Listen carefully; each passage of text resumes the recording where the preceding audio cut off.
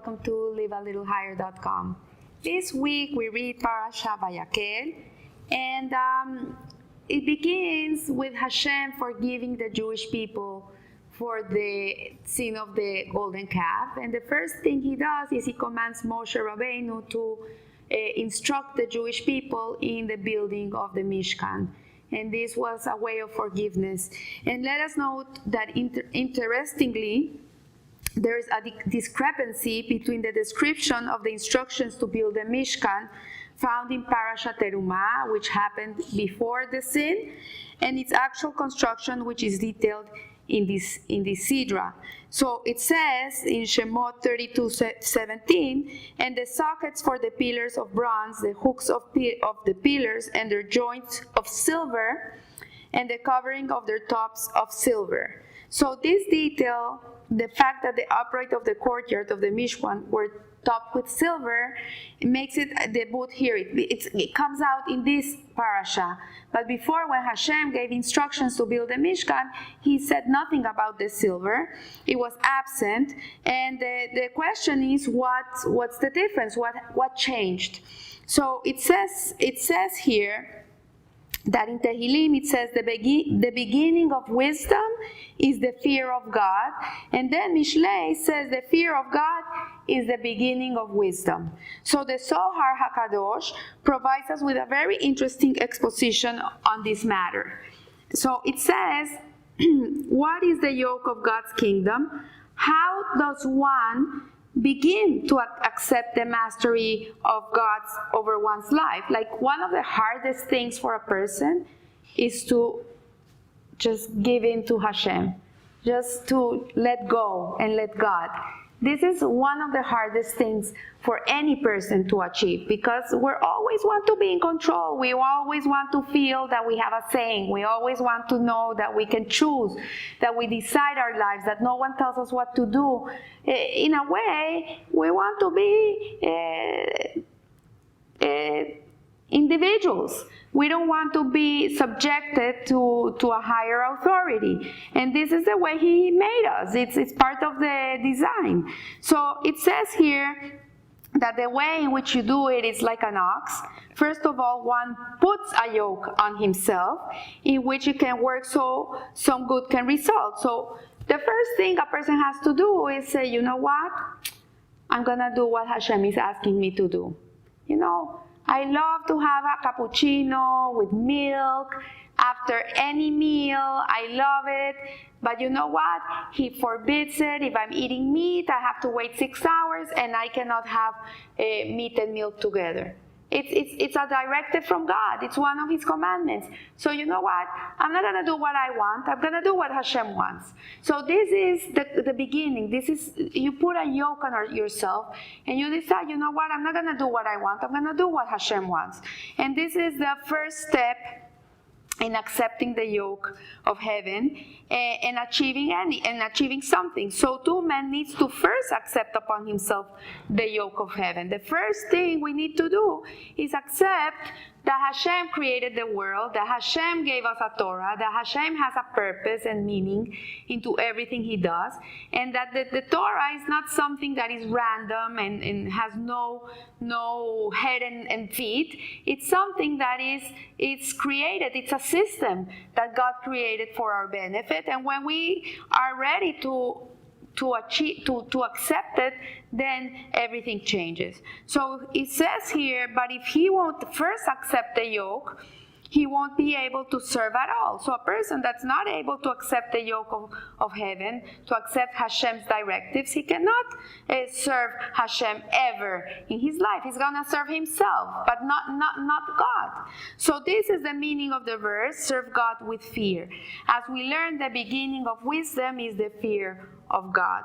This is the heavenly kingdom. So one must begin one's avodah, one's job, one's work, one's divine service with fear of God and His majesty.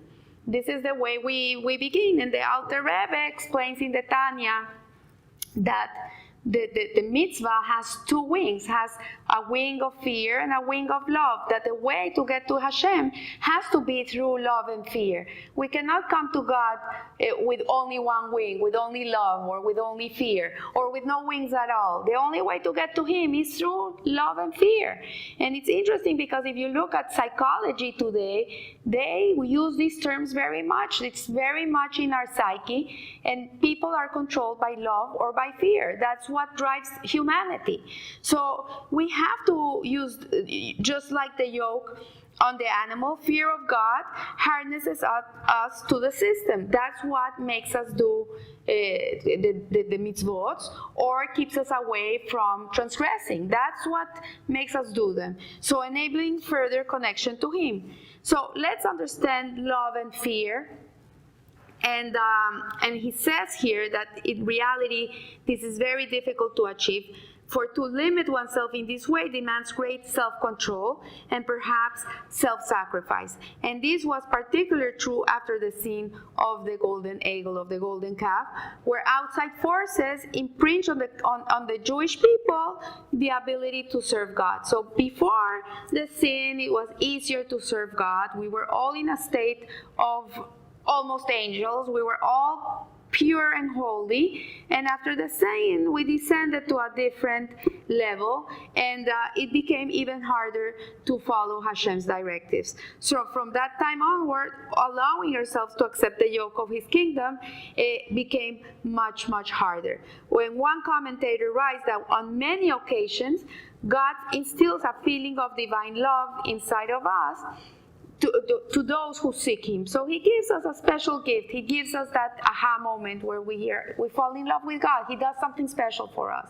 And we see it. And we see it, like, for example, you're late for an appointment and you need a parking spot and the whole place is full of cars, and suddenly a car pulls out just in front of the door where you have to go in, and you say, you know what, I can feel the love.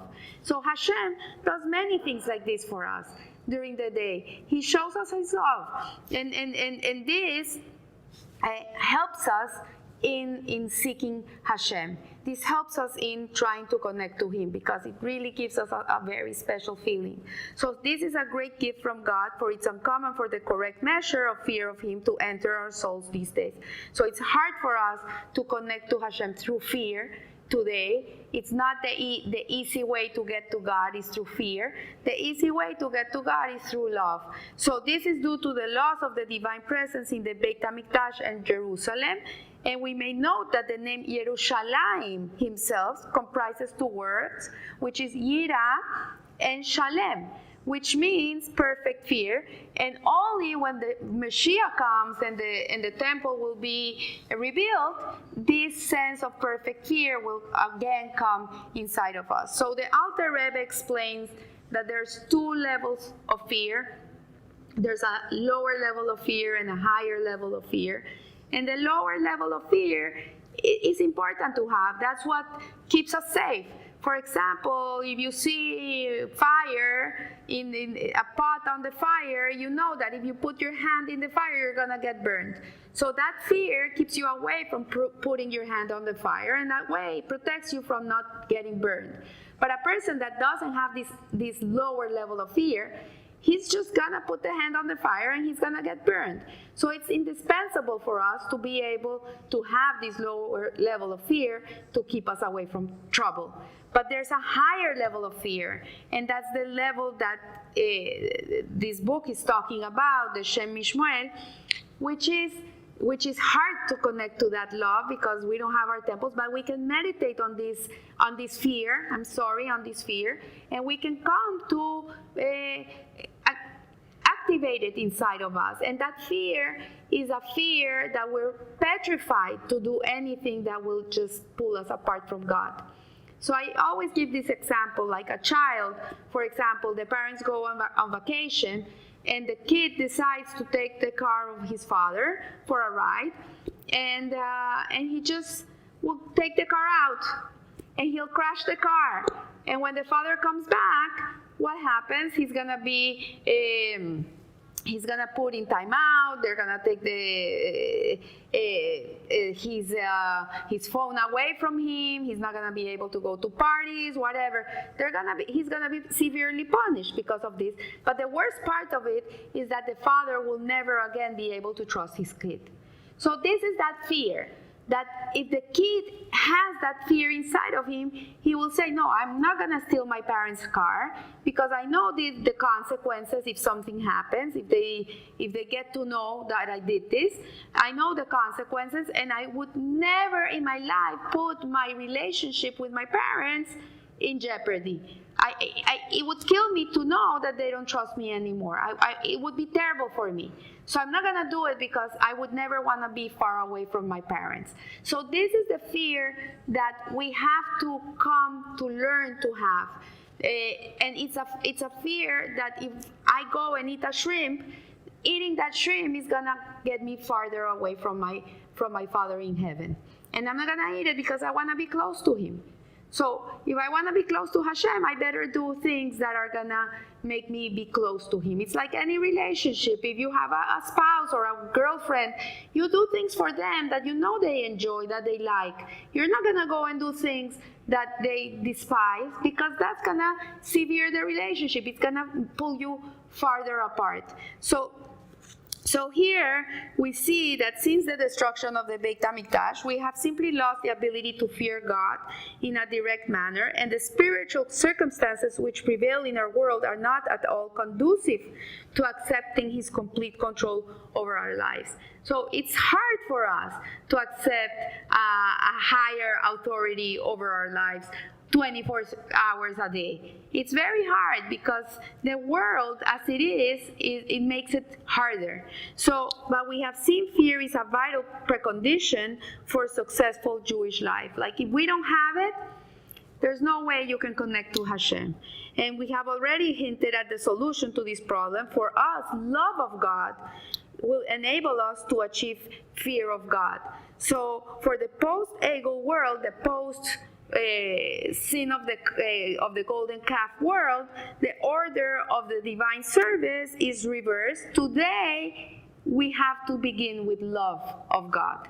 And again, the Alter Rebbe gives us the two ways of love, the lower love and the higher love. And the lower love is, I love you. I love you. It's about me. It's not about you. You smell nice, you're nice to me, you're sweet to me, you give me a phone call, I love you. But the day that you're not like that with me, maybe I don't know if I will love you. So this is a lower level of love, but it's a necessary love, way of loving. And then we have a higher level of love, which is you I love. It's not about me, it's about you. And with Hashem, it's the same. The lower level of love towards God is, Hashem has blessed me. He helps me in everything. I can see the blessings. He gives me parnasa. He gives me a beautiful home.